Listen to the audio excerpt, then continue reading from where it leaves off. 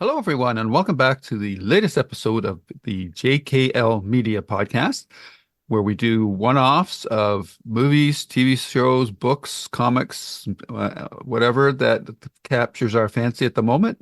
And this time, we're going back to something that I think everybody in our age group might be familiar with, but younger listeners might have no clue what we're going to be talking about. And that would be the 1974 made-for-TV movie, The Questor Tapes, which was a series pilot created by Gene Roddenberry of Star Trek fame and was also co-written with him with another Star Trek alumnus, Gene L. Coon, who was also credited with really helping steer the original Star Trek series into the final shape and form that we all became familiar with.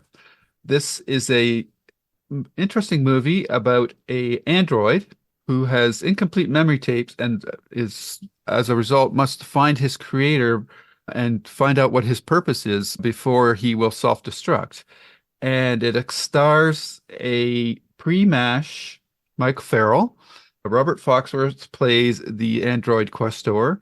And then we have a raft of, at that time, very familiar character actors, probably most notably John Vernon and Lou Ayres, who has a pretty easy role. I don't even think he has to open his eyes for it. But and you might recognize other character actors like James Shikita.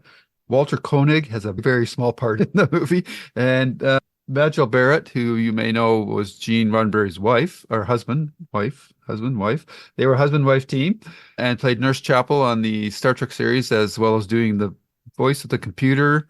She also played Deanna Troy's mother. So she's Waxana Troy. yeah.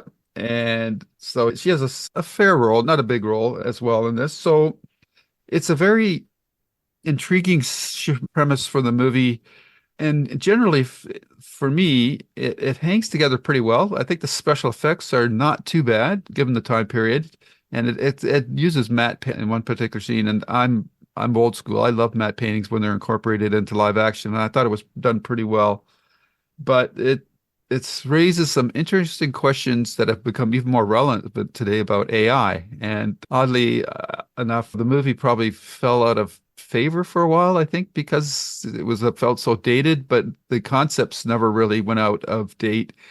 And I think the AI aspect of the story is even more relevant today than ever with things like Chat GPT and everything that's come on board less seemingly out of nowhere. I'm very curious with that to hear my co-hosts' initial overall impressions of the movie and whether or not they had seen it before. And I'll start with you, Karen. Have you seen this movie before, and what are your quick thoughts on it? No, I hadn't seen it before. Wow.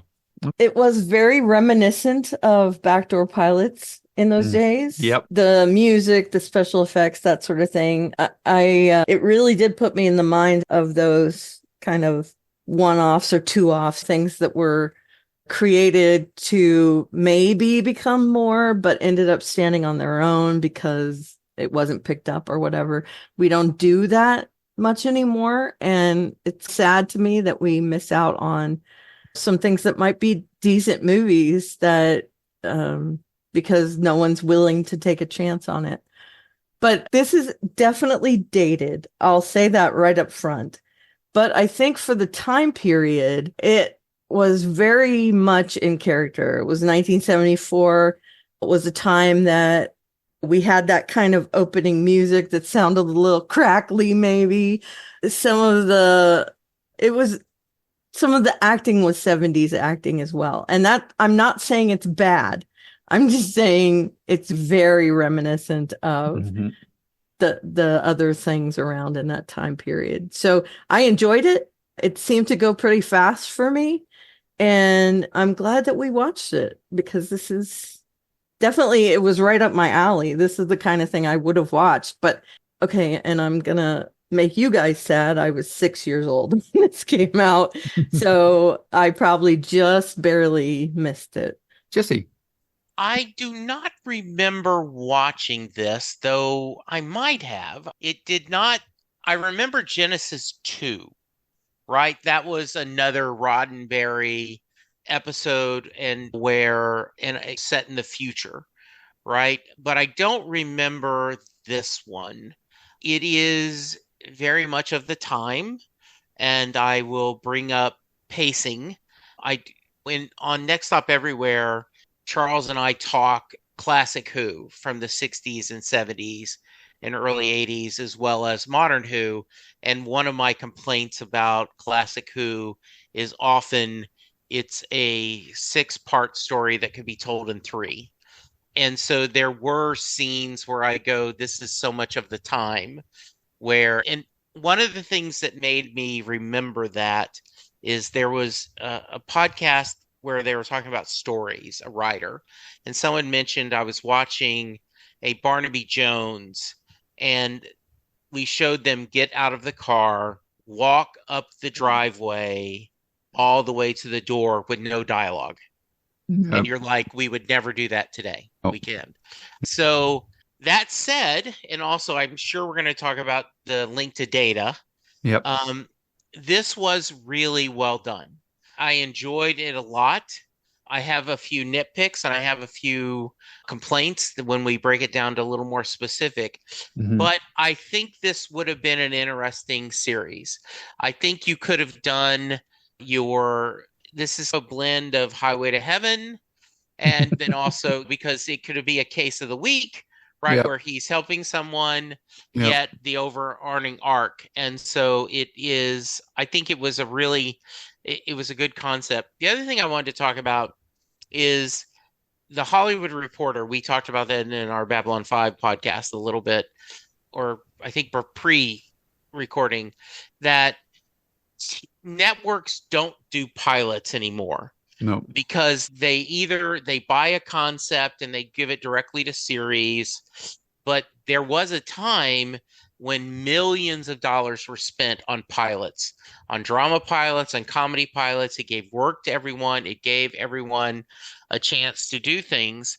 And I don't know if it's a better or worse world, but I'm so glad that we have this and that it was released in a way. And I'm curious, what were the bonus features on the Blu-ray, Lou? Because I ended up watching this online, and we will include a link to where you can watch it, listeners, free and not through the dark web.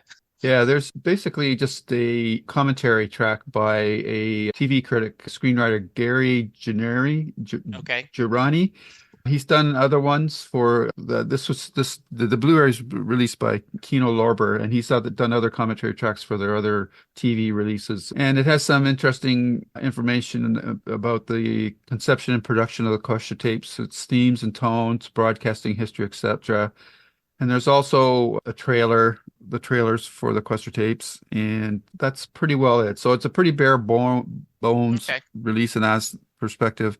And interestingly enough, first thing that will probably strike many viewers is this is a 4:3 presentation, so it's not widescreen. At first, when you start watching something like that, it takes you out because you're saying, "Oh, look at all the picture on my TV that's not being used."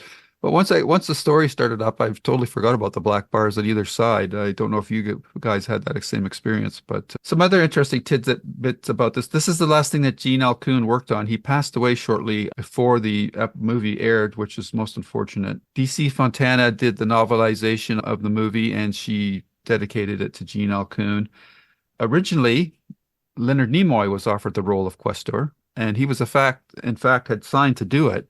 But for whatever reason, Gene Roddenberry changed his mind and cast Robert Foxworth in the role instead.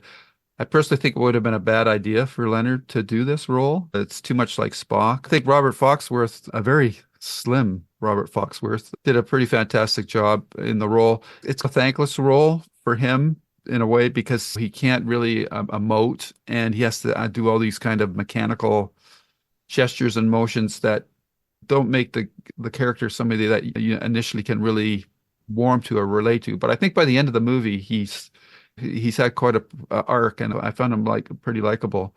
The actor that I think that really makes this whole thing work, though, is Mike Farrell. I think his Jerry Robinson as the engineer, he adds the humanity to that's missing from Questor. Plus, he also into the story. He's the everyman.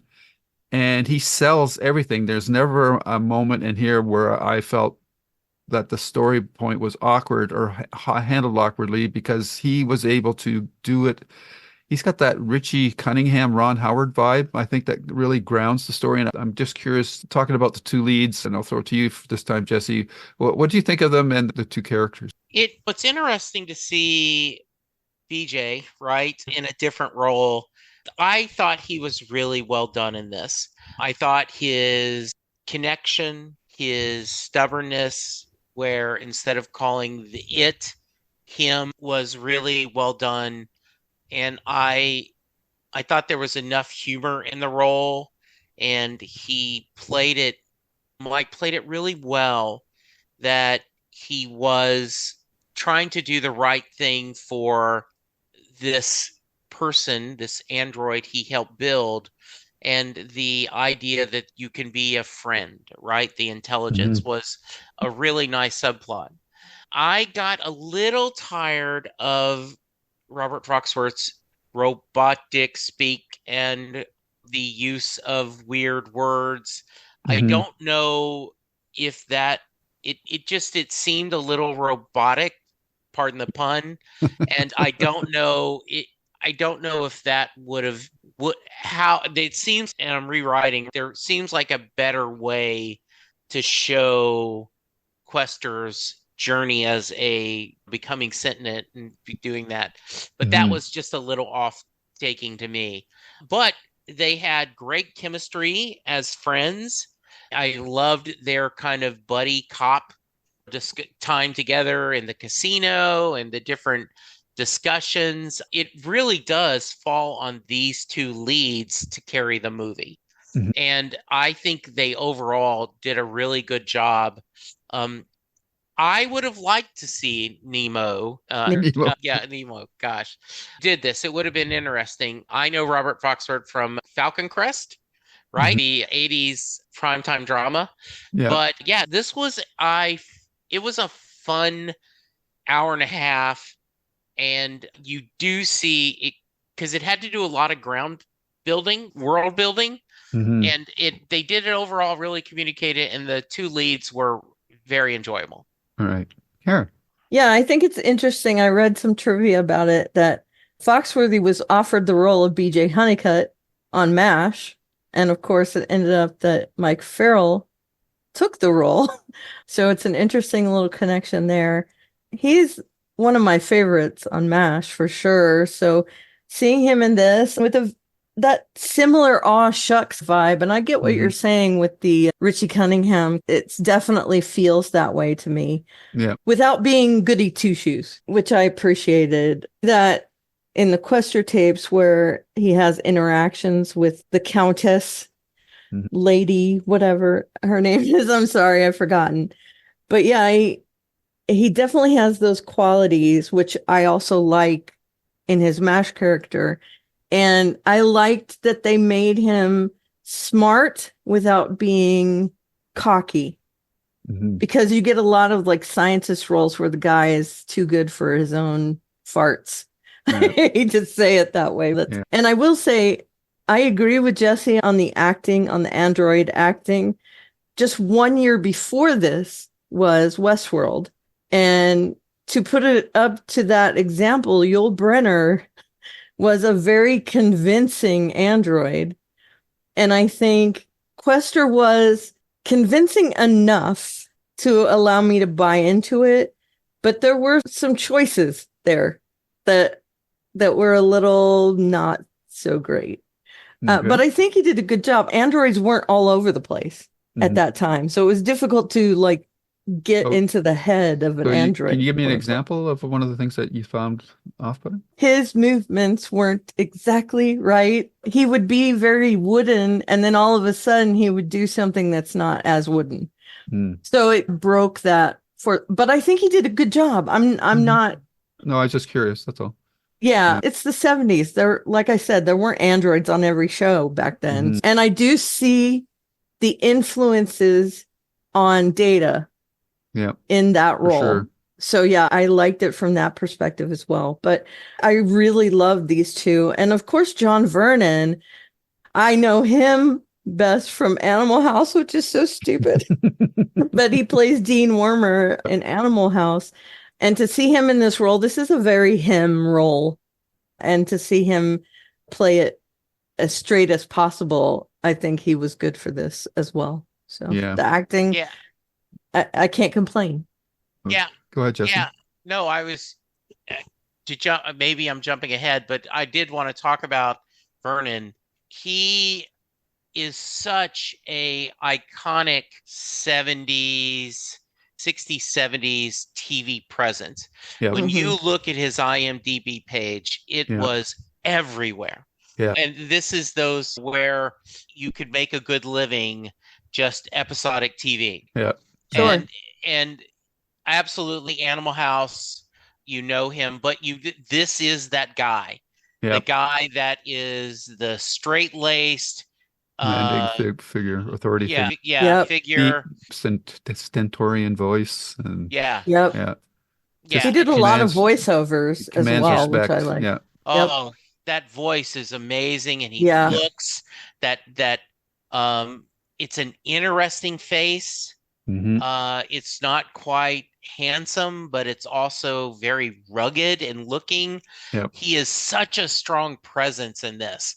And what a nice little arc for him in this thing. I think and I know you mentioned Gene Coon, and I know that a lot of people have tried to make sure that he gets the credit because Roddenberry, rightly the creative vision behind Star Trek, but Gene Coon did so much so in a lot of ways, he's Bill Finger almost of the Batman, where he is the unsung hero. Yes, so it's nice to see that they get co-credit on this. Just an interesting note because Karen mentioned the lady, it's Lady Helena Trimble. Thank you.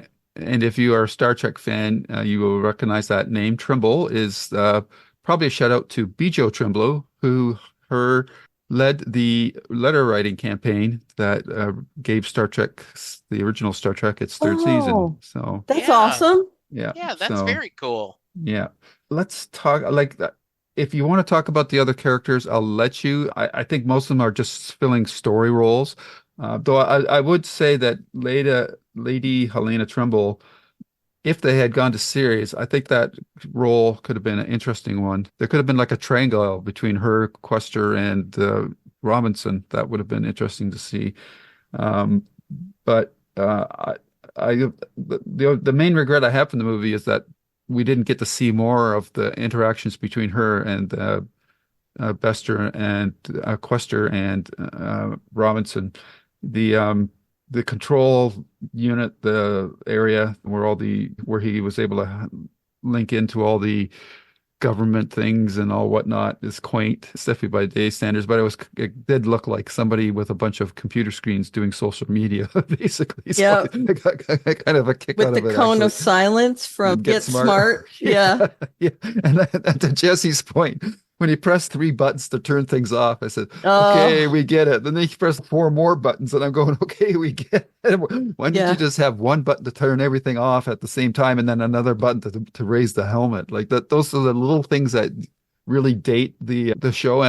But I think they just wanted to show off some technology there. So in general, I don't really have much more to say about any of the other actors. They fulfilled their functions story-wise, but I don't really think they added performance-wise. I don't really think there was much for them to do. So can I ask you a question real quick? Sure. Walter Koenig was in it, right? Is he the guy who walked in the door and then walked back out? Yep. Okay, that was the weirdest thing ever. What? I think it was just they were just doing him a solid. Is that solid kind of thing? Okay. He's just walked up. I think he had 2 scenes. He walked up the corridor and opened the door, and then he closed the door, and that was it. It's like very weird. No lines. Yeah, there was just an Easter egg, and I don't even know if he got paid. That one thing where he walks in the door and then walks back out. Super strange. Yeah. I did want to just mention James Shigeta, who played Dr. Chen. That is someone else that was a co-star for Elvis in, I think it's Blue Hawaii. It might have been a Wow. different one. Was he on Yeah, Quincy? Or is that what different actor that played the yeah, assistant? I think a different one. But yeah, Okay. once again, Tara, he actually did, it was in a Babylon 5 episode. Hmm. As We was Robert Foxworth. Yeah, Foxworthy. yeah. Foxworth. And But once again, when you look at his IMDb page, just over and over episodes, and it was just interesting to see a young him. Yeah. Yeah, I thought that's part of the fun of seeing these older movies, yeah. seeing younger actors when they were young. So yeah, I do think that the in setting up the science, as you Hmm. mentioned, the idea, is this a thing? Yeah. Is this just a computer, or is it an actual person, right? And so it just, I think, it is an interesting premise that, as you mentioned, we're still exploring. Hmm. Yeah. Yeah. Yeah. Yeah. And I see a lot of shades of what was to come in the next generation Yeah, in for this. sure. So let's delve into that a little bit because the premise of the show is interesting in that the tapes that are to download all the knowledge that Questor needs have been tampered with, and unfortunately for him, the parts that deal with emotions have been erased. So you can see very much the Tin Man analogy here from The Wizard of Oz. He has no heart. And much like Data, he regrets not being able to feel human. And John Vernon has that great line that says, "Then you're a fool that you want that." I think that the ideas in this movie for Data are pretty blatantly there. That's not even hidden in any way, shape, way, or form. So it's been whatever they had in this movie. Gene Roddenberry co-opted it and put it into Star Trek: The Next Generation. And in a way, you could say that Questor is Data's great grandfather, so something to that effect. How many greats would that be? That's a Yeah, lot. yeah, exactly. Just Karen, any general thoughts about the Data blueprint here? Yeah. You even see shades of him in storylines where he's fully functional with Tasha. Yeah, that line stood out. There's a line in there, yeah. So him also wondering whether he can be a friend to someone. That's very Data. Just you say blatant, I get that, but it's the same creator. Mm-hmm. So I like that he took something that he wanted to do and put it in another project because you can see that he's fallen in love with that character. And I love that he takes it and he doesn't just recycle it. He makes it better in Data. And of course, there's a few years in between, but I really do seeing the precursor Mm-hmm. to his other stuff. I like it a lot. And there were shades of his other projects in this that weren't Data as well. I can't think of one right off the bat, but character of Jerry, you could see shades of him in certain characters on The Next Generation and other Enterprise, other things like Wesley that. Crusher. Sure, a little Wesley Crusher, not quite as naive. A little Beverly Crusher as well. That kind of smart without being Riker. conceited. Little Riker, yeah. Yeah. So yeah, I like seeing that, the evolution of those characters into something else. And that he must have been happy that he could recycle that because you can tell that he loved this project and he wanted to make more of it. Yeah. And so he took that and put it in something else. And that's just fantastic. Mm-hmm. Jesse. Yeah. According to IMDb, there was a scene where Questor does make love to the lady Helena. Tremble. Lady Helena, yeah. And that was cut by the censors, and therefore when he was able to do it with Next Generation, I'm sure Gene was like, yes. Yeah. I also think there is a little bit of the Earth needs guidance from Gary Seven. Yep. That was in that. Yep. And also we talk Good about call. the idea of where in the very beginning of Next Generation, where John Delancey's character is talking about, is humankind going to grow? Mm-hmm. So I think this is a common theme. And I think it is, if you're going to steal from yourself, Yeah. right? There is somewhere on the internet, it's easy to find, but you can Google the times that Eric Sorkin uses the same line in different projects. Yeah. Where he's in love with a line, like in one of them, I can't quote perfectly, but like a father tells a child, all you have to do to make me proud is to come home safe every night. Yeah. And so, yeah, there is that. And I think it would be easy to criticize Roddenberry if this series had gone a year or two.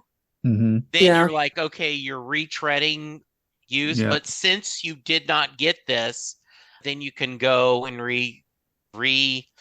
Purpose. refresh and rethink. We're talking about a JMS wants to redo Babylon 5 set in the same kind of universe, but a refresh of, similar to Battlestar Galactica did. We want to freshen this up.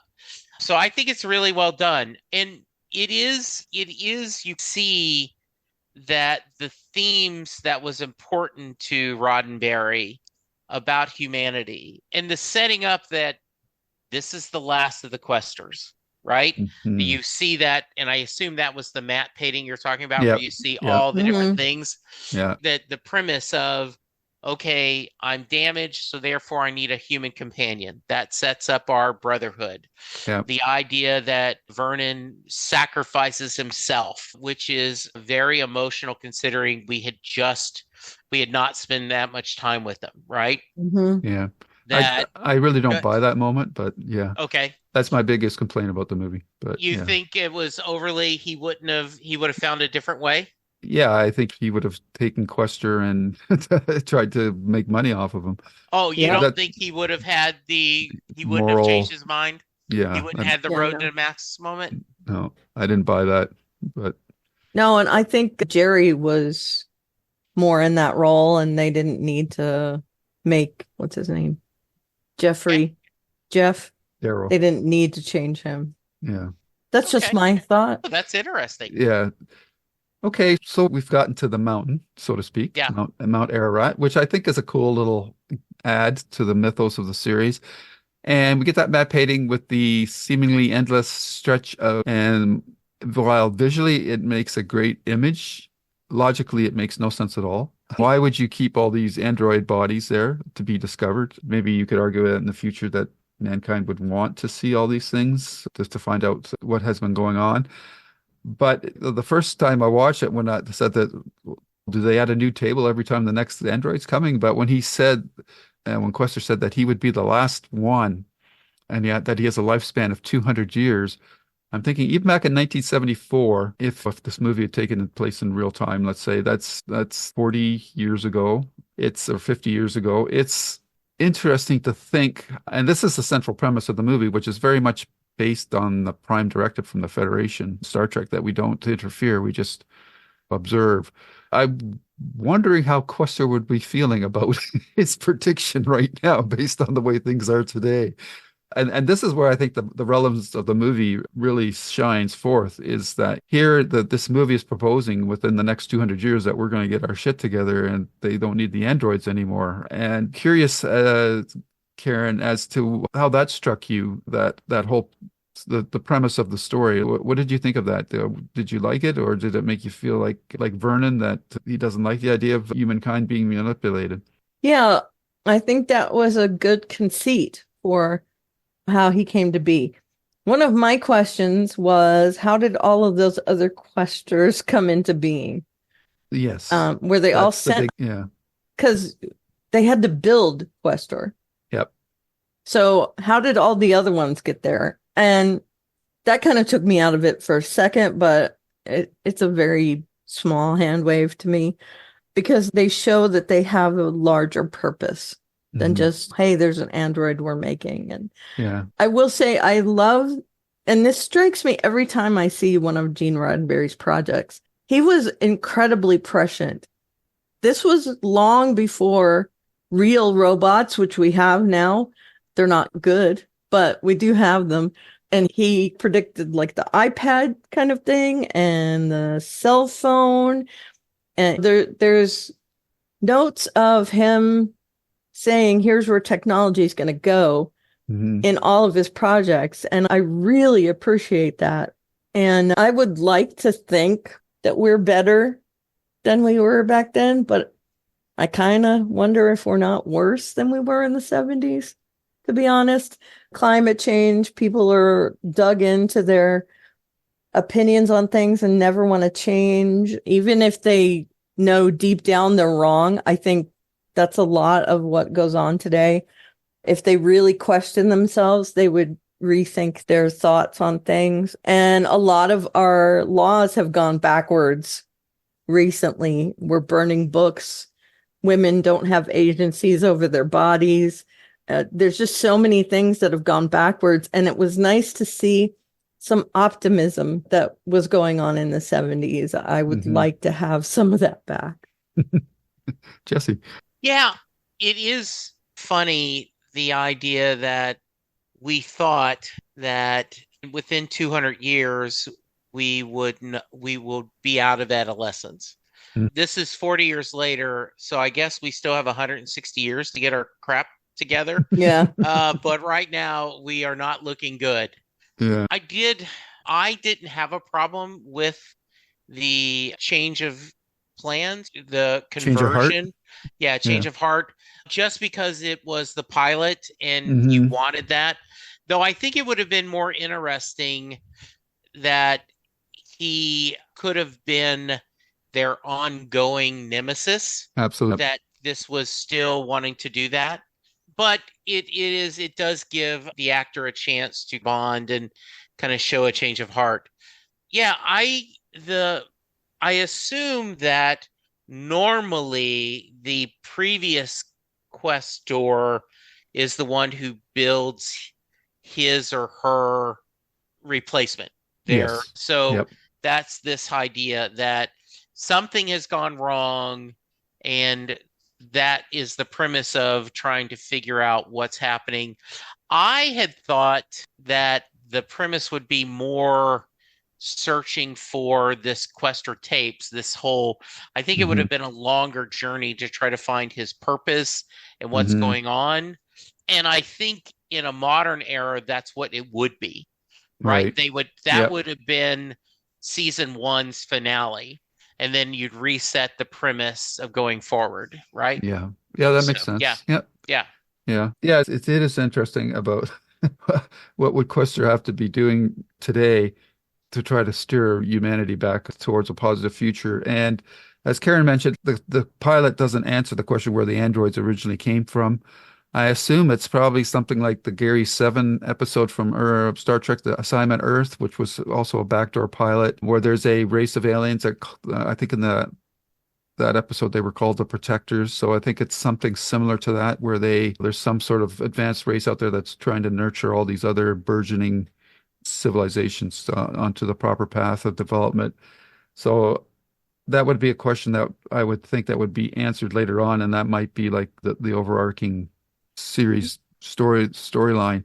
Though with 200 years, that's a lot of seasons to drag it out for. But they could accelerate it, or maybe there'd be some reason for why it would be necessary for Questor to somehow contact his creators. The big thing that sticks out for me in this whole thing is all those previous androids had to be created as well, as you said, Jesse, by their forefathers. So they must have done it there in Mount Ararat, because there's not the technology available to create all these androids. So why is Questor being created in a lab as opposed to the way all the other androids were being created? So that's the big or a question I have about why it was done this way. And then maybe there might be a series episode that could answer that question. But as the movie stands, it's a big logic gap in the movie. So I assume that something went wrong with his creator, and therefore it must have been due to you said the radiation thing, but so that now this did strike me a little bit as the Phantom, where there is a legacy of phantoms, and there is in the Skull Cave, all the phantoms are buried. Hmm. So that kind of gave me a little bit of feel for that. Yeah. Also, you could have had the premise that you could do episodes of previous Questers, seen that where you could Yeah. have done that. Yeah. Like the premise of the story is pretty ripe for Yeah. going in a lot of different directions for sure. Sadly, the movie actually was given a go-ahead for a 13 pilot or 13 episode season. Good old NBC wanted to slot it at 10 o'clock at night, and Roddenberry said no way. And they also wanted Roddenberry, to remove the Robinson character and just have Questor going alone. And Mm. Roddenberry said no to that as well. And because of that, the series was dropped, even though Foxworth and Farrell had both signed on for a 13 episode season. It's unfortunate. I think that probably the last thing I would talk about here, though I have a few interesting anecdotes that are not totally relevant to the movie, but just for later, for pop culture reference. But I do think that even today, this with some retooling, this could be a very good series. I think, especially even more today. And Jesse, how do you feel about that? Would you be interested in if they did a series like that and you in present like a reboot, start over with a new pilot and everything? Yeah, this has a little feel of Quantum Leap. I like the idea of this guardian that is helping us. You talked about the prime directive. In this case, there you play loose and fast with the prime directive, right? He talks Hmm. about a whisper here, a push there, a trying to do things. Yeah. Yeah, I think this would have been a very interesting in modern times you could do this well, where Mm. the idea of trying to figure out your humanity, figuring out also this, Purpose. because we all have that and all concerned about that. Yeah, so I'd buy into this. This would be a fun series. All right. Karen. I agree. I think it could be easily updated, especially now that we're getting into this whole AI thing. Hmm. We're getting more into automation with real robots. We're not close to having androids, but we are getting close to having technology that would lend itself. We have cloning, DNA replication. There's a lot of different things that might lend itself to creating an AI inside a person's body. So if that makes sense, I don't know if I'm making sense, but I do think that where we are today, technology wise, might lend itself very well to this concept. I do know that they discussed redoing it at one point, like in the early 2010s or something like that. Hmm. I think that would have been interesting too, because we were at a completely different point in our technological evolution. So I wouldn't mind seeing this updated, to be honest. I think it would be very interesting to see how they could use like AI predictions to put together a story. Yeah. And it could be done in a dark manner, but I think was Jesse was alluding to, it could be like a Highway to Heaven show as well, or a Quantum Leap Sure. show. And I think that we could use an uplifting show. Like I love a dark show as the next person, but I do like uplifting shows, though they are, I think, a lot harder to pull off without becoming a schmaltzy or whatnot. But there I is a way would to I do it. would say something like Ted Lasso, Yeah, which I something like think that. did a great job Yeah, in that arena. yeah, It was serious and funny and also very, yeah. uh, Touching. Yeah, looking Yeah, forward type yeah, of thing. yeah, for sure. absolutely. All right. You guys got anything else you want to say? Karen, anything else you want to say about the movie?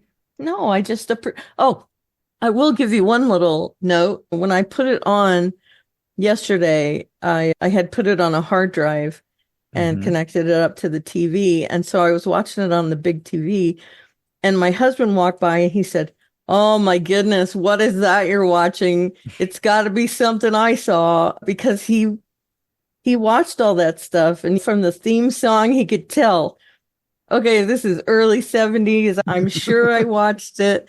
And he came in and he said, "Oh yeah, I think I watched that." And he stood there in the doorway a little bit watching, and he said, "Yep, this was my thing."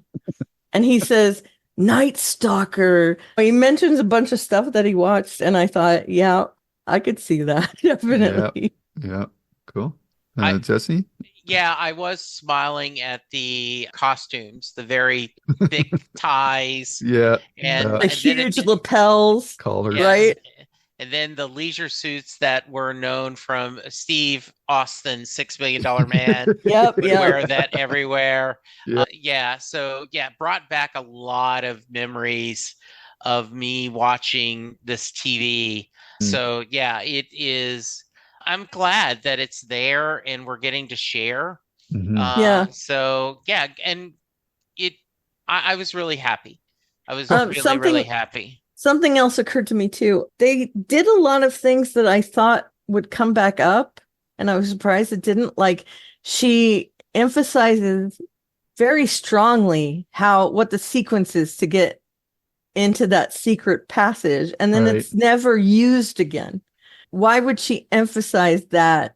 I think they're just trying to show off tech in the 70s. Yeah, but there were a couple little things, and I thought they were like lamp hangers, and then they never came up again, and I was like, well, okay, maybe they would have in the series. Yeah, that's true. That's true. A couple things I want to point out, that they have the scene in the casino where he realigns the dice, and that is a scene that's also recreated in Star Trek Next Generation second season episode, The Royale. Oh, yeah. Where Data fixes the dice when he's trying to roll. And it's funny that your husband mentioned the Night Stalker, because the music in this, and I have to say, overall, the music in this thing is probably the worst part of the whole movie. It's that very jazzy 70s and has no bearing to what's happening on the screen kind of music. And you're like, why are you playing this right now? This is not doing anything. This is distracting me from the story type of music, which I found for 70 movies was quite, or TV shows was quite often. But the composer of this, Gilles Millet, I believe is how you pronounce it, he did a fair bit of TV and movie work. And Karen, you mentioned Kolchak, the Night Stalker. If I don't know if you both recall it, but there's like a violin riff in there, and that is totally in the Night Stalker. So they lifted that from this, because this predates the Night Stalker. But that violin riff with the that's totally the Night Stalker. When I heard that, I go, "What? Wait a minute, what?" Yeah, but that's very 70s. Yeah. That music, very 70s. But I think the Night Stalker's music is way better than this. Yeah. And it does remind me of the 70s Amazing Hulk, and this whole back then there is no arc, right? So you got to have the little case of the week. Yeah. And so the idea, you could absolutely see that Roddenberry is trying to push the genre, but at the same time keep it so it's palatable to not only the networks, but to fandom. Yeah. I think out of all of the non-Star Trek things that he did, this one has the most potential. Something really good. But unfortunately, he did use that potential later on. Yes. Yeah. In different ways. Yeah. So sure. Yeah. That's everything I've got. I'm glad that neither one of you seen this before. So I just looked it up, and he actually did the music for Kolchak the Night Stalker. Yes, he did. Oh, okay. Yeah. I didn't know whether you mentioned that or not. Yeah. This is, I don't want to say it's an overlooked gem or forgotten gem, but I do definitely think it's something that's fallen by the wayside, because there's just so much content out there nowadays. And because this was a made-for-TV movie, a lot of people probably missed it when it aired. And why would you pick it up on Blu-ray or DVD later on if you never saw it in the first place? So it's a curio, but I do think it's definitely worth watching. And from your responses, I believe you both felt the same way. Yeah, agreed. Why did you think to pick it up on Blu-ray, Lou?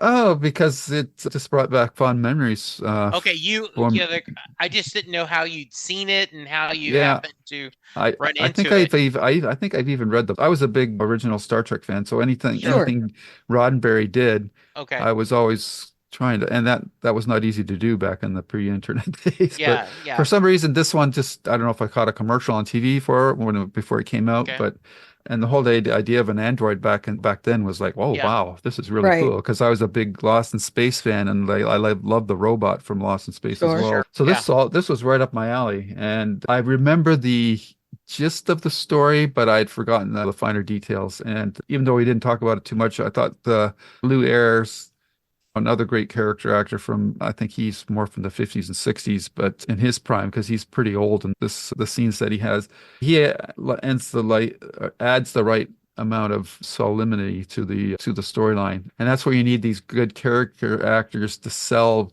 probably the hardest parts of the story to swallow. I always find it works out the best when you have a really good character actor that can pull that kind of stuff off. And he did that quite well, even with his eyes closed. Yep. Yeah. Agreed. So, Yeah, that was a good role for him. yeah. I'll also mention that this was nominated for a Hugo in 1975, and it was up against Zardoz, Gordon, not Slash Gordon, Phantom of the Paradise, and the winner was Young Frankenstein. It was up against some pretty big stuff, and the fact that they would single this out was nice. Yeah. Yeah. Yeah. And I'm just reading now, there have been a couple of attempts to do a remake. Unfortunately, one attempt fell apart in the 2000s when the person behind it was working with Gene Roddenberry's son, but he passed away before he could get to work on it. And in 2010, Roddenberry Productions announced that it was working with Imagine Television on a pilot, but nothing's further come out of that. So that's 14 years now. So I think we can safely assume that nothing is going to come of that.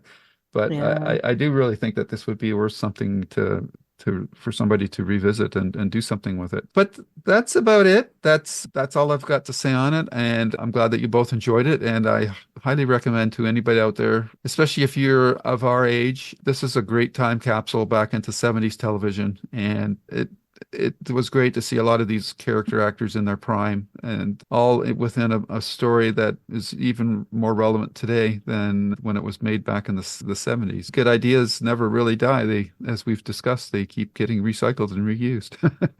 Agreed. And a lot of things were before their time. Yeah. And I think the story was a little before its time. Yep. All righty. With that, I want to say thank you very much to my co-hosts, Jesse, Karen. Thank you very much for You're indulging welcome. in this a little bit of walk down memory lane.